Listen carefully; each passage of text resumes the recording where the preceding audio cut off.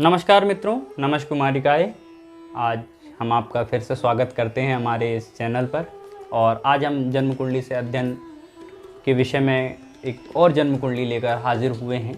लेकिन उस जन्म कुंडली को बताने से पूर्व मैं आपको एक पद सुनाना चाहता हूँ। यह पद किसका है? सूरदास जी का पद है। और क्यों सुनाना चाहता हूँ उसका मतलब मैं आपको थोड़ी देर में बताता हूँ। नंदजू मेरे आनंद भयो, मैं सुनी मथुरा ते आयो, लगन सोधि ज्योतिष को गिनकर, चाहत तुम्हें सुनायो, संवत्सर ईश्वर को बादो, नाम जो कृष्ण धरायो, रोहिणी बुध आठों अंधियारी, हर्षन जो परियो है। और इसी प्रकार से सूरदास जी इस जन्म कुंडली के विषय में जो है बहुत कुछ बताते हैं। किसकी है जन्म कुंडली? स्वाभाविक सी बात है, उनके भगवान की होगी। लेकिन उनके भगवान कौन थे? आप सभी जानते हैं, भगवान श्री कृष्ण। भगवान श्री कृष्ण जी की जन्म कुंडली के विषय में सूरदास जी ने विद डिटेल्स बहुत सारी बातें बताई हैं। तो इस जन्म कुंडली को हम आज लेकर हाजिर हुए हैं। भगवान श्री कृष्ण की जन्म कुंडली अत्यंत अद्भुत जन्म कुंडली है। और इस जन्म कुंडली के बारे में आज आपको हम बताना इसलिए भी चाह रहे हैं क्योंकि इस कुंडली में सीखने के लिए जितना है उतना आपको जो है कहीं नहीं मिलेगा। बहुत ही अद्भुत जन्म कुंडली। जैसे भगवान श्री राम की जन्म कुंडली है, वैसे ही भगवान श्री कृष्ण की जन्म कुंडली और भी अद्भुत है। क्योंकि भगवान श्री कृष्ण पूर्ण अवतार है, पूर्ण परमेश्वर परमात्मा है। गीता का उपदेश आज भी उतना ही सार्थक है हमारे लिए, मनुष्य जाति के लिए। धर्म का सार, शास्त्रों का सार गीता में प्रस्तुत है। और खासकर कर्मयोग के विषय में तो कौन नहीं जानता कि भगवान श्री कृष्ण का कर्मयोग कैसा है। कर्मंडी वाधिकारस्ते माँ फलेषु कदाचन। आपका कर्म पर अधिकार है, फल की चिंता मत करिए, कर्म करते रहिए, आपको अपने जीवन में सफलता मिलेगी।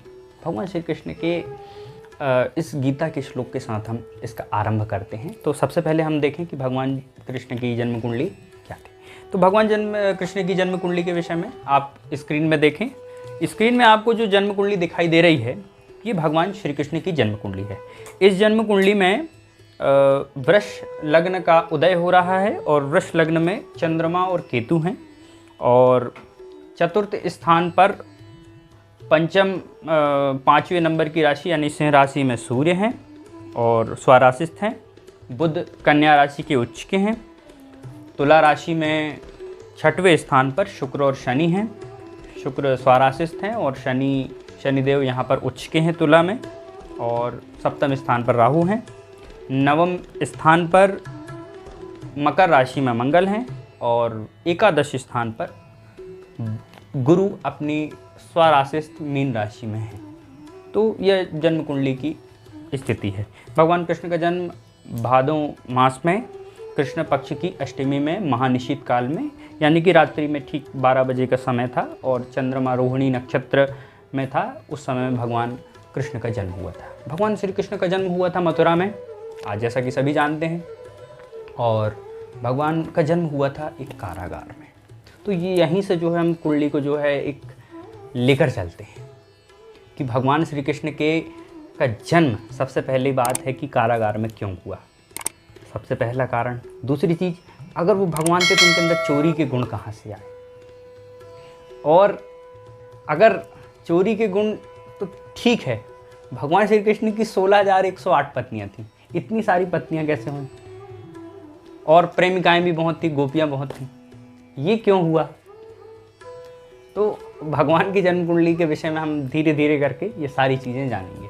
सबसे पहले हम लग्न के ऊपर जाएं कि भगवान श्री कृष्ण की जो लग्न थी वृष लग्न की अगर हम बात करें तो वृष लग्न के जो स्वभाव जो व्यक्ति का होता है, बैल के समान बलिष्ठ कंधे, और यहाँ पर केतु मतलब शरीर का जो ऊपरी भाग है वह व्यक्ति का बहुत ही बलवान होता है। क्योंकि केतु जहाँ पर होते हैं उस स्थान को बल प्रदान करते हैं। तो शरीर के ऊपरी हिस्से में है, तो शरीर के ऊपरी हिस्से में जो है बड़ी बड़ी आँखें थीं भगवान श्री कृष्ण की। चंद्रमा वृष राशि का है, आँखों में सुंदरता ही होगी। और सूर्य से भी विचार करते हैं तो सूर्य भी जो है सुख के स्थान पर हैं, तो जो है भगवान श्री कृष्ण के नेत्र मनोहर थे। अगर आप श्री वल्लभाचार्य जी के द्वारा जो मधुराष्टकम है, अधरम मधुरम वदनम मधुरम मधुरम नयनम मधुरम हसितम मधुरम, तो इस मधुराष्टकम में भगवान की मधुरता के विषय में वर्णन है। ये मधुरता लग्न के स्थान पर चंद्रमा का उच्च होना और लग्नेश का उच्च स्वाराशिस्त होना, मजबूत होना, ये सारी चीज़ें व्यक्ति के स्वरूप को बताती हैं। भगवान श्याम वर्ण के थे।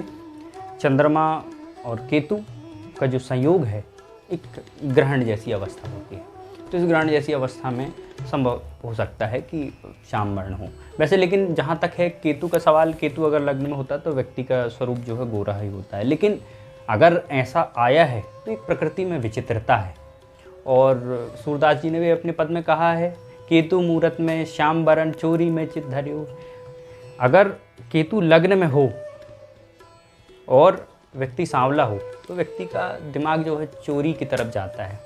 तो ये भी चोरी का जो है उनका कारण था, बचपन में माखन चुराया करते थे। अब लेकिन भाई चोरी भी करेंगे तो कोई बहुत महंगी चोरी तो नहीं कर ली ना, माखन की चोरी ही करते थे।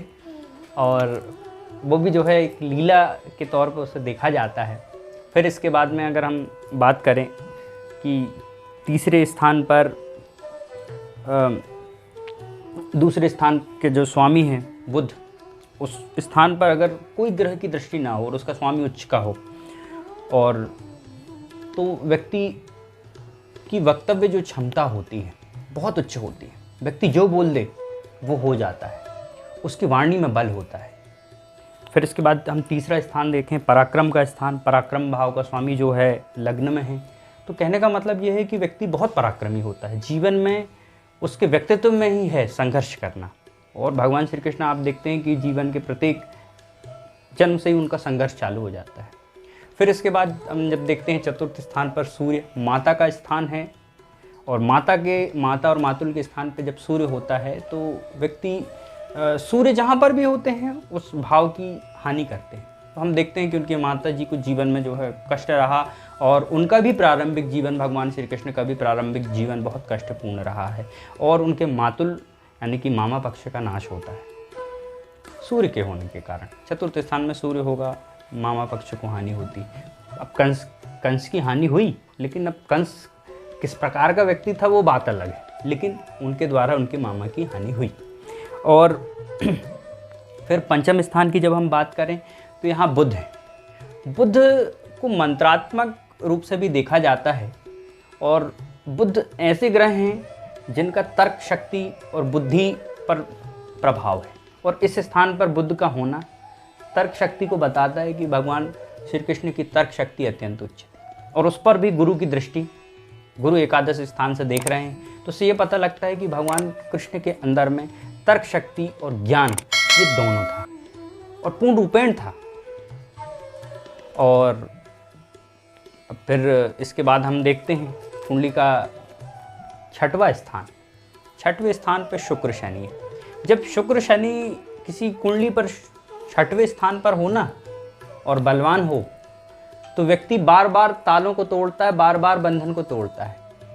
तो भगवान क्या होता है, बचपन से लेके कई बार बंधन में आते हैं और बंधन को तोड़ देते हैं।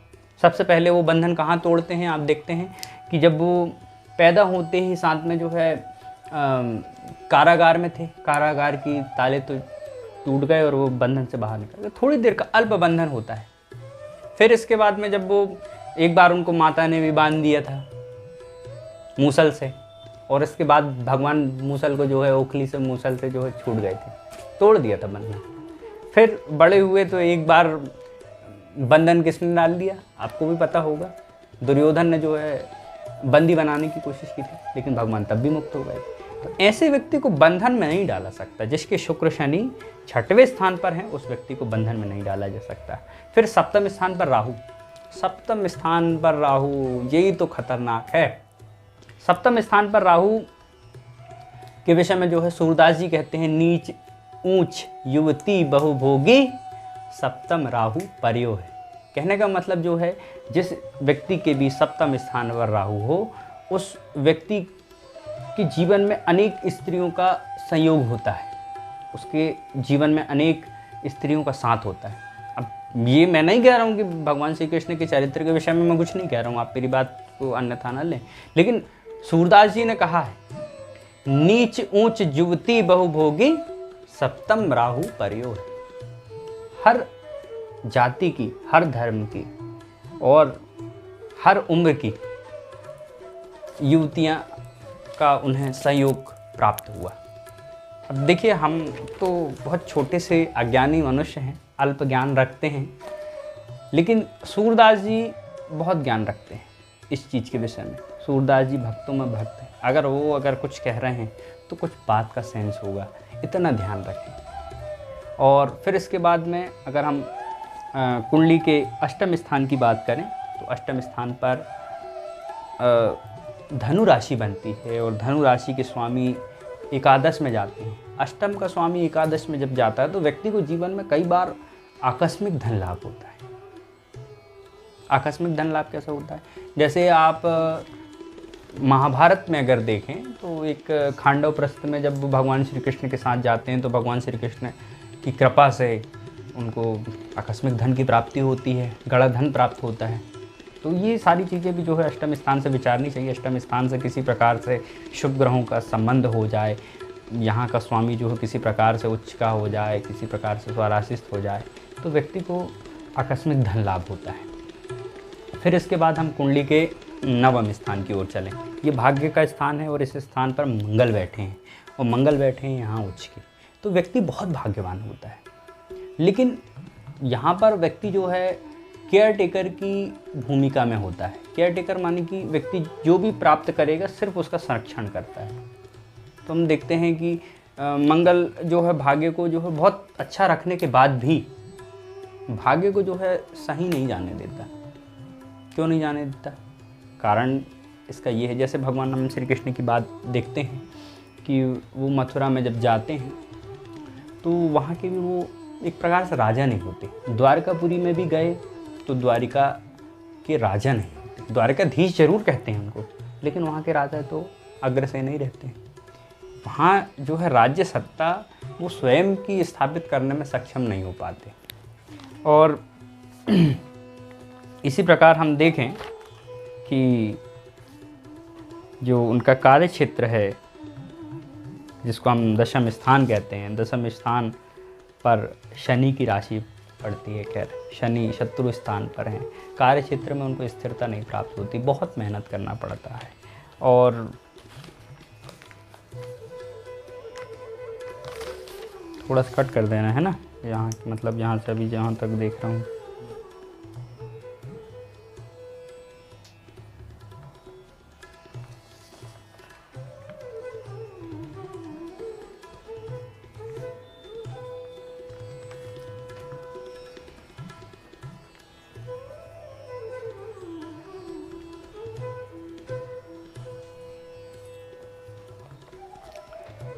जब हम देखते हैं कि भगवान श्री कृष्ण का जो दशम भाव के स्वामी हैं उनका संबंध किसी न किसी प्रकार से छठवें भाव से होता है, तो ये पता लगता है कि उनकी राज्य सत्ता सही तरीके से स्थापित नहीं हो सकती। उन्हें अपनी जन्मभूमि छोड़ना पड़ता है। फिर उनकी जो कर्मभूमि मथुरा होती है, मथुरा से भी जो उनको पलायन करना पड़ता है और एक शब्द बन जाता है रणछोड़। लेकिन उनको उससे कोई मतलब नहीं। जिसमें जनता का कल्याण हो वो उसी चीज़ की ओर झुक जाएंगे। वो ये नहीं देखते कि क्या सही है क्या गलत है, बट मनुष्य का कल्याण होना चाहिए, धर्म पर रहे, मनुष्य जाति का भला होना चाहिए, वो ये सोचते हैं। और अपनी राजधानी पलायन करके कहाँ, समुद्र किनारे द्वारिका, गुजरात चले जाते हैं, यूपी छोड़ के गुजरात चले गए। तो भगवान श्री कृष्ण पलायन करते हैं, लेकिन उनका पलायन एक बहुत बड़ा पलायन है, उसको द ग्रेट एस्केप कहना चाहिए, ऐसा है। फिर इसके बाद में कुंडली के हम एकादश स्थान की ओर जाएं, आय के स्थान पे, यहाँ पर गुरु है। तो यहाँ पर गुरु होने का मतलब ये है कि एकादश स्थान पे कि भगवान को जो लाभ होता है, जीवन में बहुत लाभ होता है, आय भी होती है, लेकिन आय अल्प लाभ होती है। क्योंकि शुभ ग्रह कभी भी ध्यान रखिएगा, 11वें स्थान पे जब भी कोई शुभ ग्रह आएगा तो आय कमज़ोर पड़ जाएगी, शुभ ग्रह कमज़ोर हो जाता है और पापी ग्रह 11वें स्थान पर बलवान हो जाते हैं, शुभ हो जाते हैं, परिणाम देने लगते हैं। तो भगवान को आय जो है बहुत कम होती है, ठीक आय नहीं होती, खैर उनको कभी ऐसा मौका ही नहीं मिलता है। और फिर इसके बाद में हम कुंडली का जो है व्यय स्थान देखें, 12वां स्थान, जिससे हम मोक्ष का विचार करते हैं। तो वहाँ पर मेष राशि, और मेष राशि मंगल की राशि है, मंगल भाग्य स्थान पर है। तो इस स्थान पर जीवन में हम देखते हैं कि उनका जो भाव जो था, जिससे हम पैर का जो भाग कहते हैं, कि भगवान का जो पैर का स्थान सबसे कमज़ोर था, क्योंकि यहाँ पर शुक्र और शनि की दृष्टि किसी प्रकार से जो है उन्हें पीड़ित कर रही है। तो उससे पता लगता है कि भगवान का पैर का स्थान कमज़ोर हो गया और उस स्थान पर मर्म भेद होने से भगवान की इस लीला को जो है वो समाप्त करते हैं और वैकुंठ की ओर जाते हैं। तो इस प्रकार से भगवान श्री कृष्ण की हमने जन्म कुंडली के विषय में आपको बताया। इस जन्म कुंडली में सीखने के लिए बहुत सी बातें हैं। अगर आप इसे अगर अच्छे से समझें कि देखिए, इसमें अगर हम ग्रहों की भी अगर पर्टिकुलर बात करें तो पता लगता है, चंद्रमा बताता है, चंद्रमा का उच्च होना मन की उच्च स्थिति के विषय में बताता है।